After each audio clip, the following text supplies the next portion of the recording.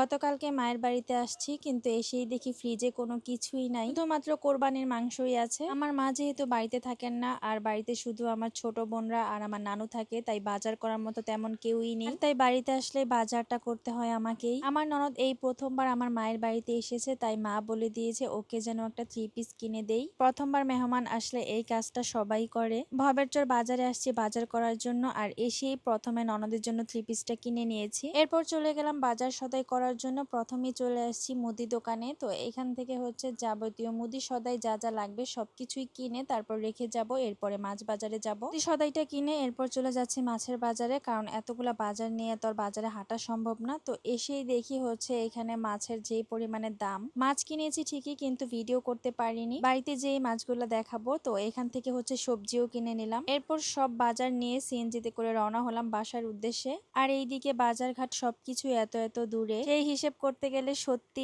আমরা টাউনের মধ্যেই থাকি। 10 টাকা ভাড়াতে আমরা বাজার করে আসতে পারি, কিন্তু এখানে 40 টাকা ভাড়া জন প্রতি নেয়। যাই হোক, বাজার করে চলে আসলাম বাসায়। আর এত পরিমাণে গরম, বিশ্বাস করবেন কিনা জানি না, কয়েকদিন যাবত আমাদের বাংলাদেশে তো প্রচুর পরিমাণে গরম চলতেছে। আমি অনেকটাই ক্লান্ত হয়ে গিয়েছি বাজার করতে গিয়ে। বাড়িতে এসে খালাকে বললাম, খালা তাড়াতাড়ি মাছগুলা কুটে ফেলেন। এই তো দেখুন, আমি এখানে শিং মাছ নিয়েছিলাম, তারপরে নিয়েছিলাম চিংড়ি মাছ, একটা রূপচাঁদা মাছ নিয়েছি, আর পাঙ্গাস মাছ নিয়েছি। আমি বেশি মাছ আনিনি, কারণ নদীর মাছ খাবো বলে। এখানকার জেলেরা তরতাজা নদীর মাছ ধরে, ওনাদেরকে বলে রেখেছি যেন মাছ দিয়ে যায়। পাঙ্গাস মাছ পরিষ্কার করার জন্য আমি এখান থেকে ডুমুর পাতা ছিঁড়ে নিচ্ছিলাম। মায়ের বাড়িতে আসলে সবাই শুয়ে বসে থাকে, কিন্তু আমার মায়ের বাড়িতে আসলে অনেক অনেক কাজ করতে হয়। ইনশাল্লাহ কোনো একদিন মা বাড়িতে থাকবে, তখন আর আমার এত কাজ করতে হবে না। তো এখানে আমার বড় মা, আমার খালা, ছোট বোন সবাই মিলে হচ্ছে মাছ কুটে নিচ্ছিল। আর এই পাঙ্গাস মাছটাতে কিন্তু এত বড় একটা ডিম হয়েছে। আমি কখনোই পাঙ্গাস মাছের ডিম দেখিনি, এই প্রথম দেখলাম যে এত বড় ডিম হয় মাছের ভেতরে। আমার ছোট বোন তো বলতেছে এই ডিমটাকে ভুনা করে ফেলো, তাহলে ভালোই লাগবে। আমার খালাও কিন্তু বেড়াতে আসছে, তো খালা বাড়িতে থাকাতে আমি একটু রেহাই পেয়েছি, না হলে মাছগুলোও কিন্তু আমাকেই কাটতে হতো। মাছ কাটা হয়ে গেছে,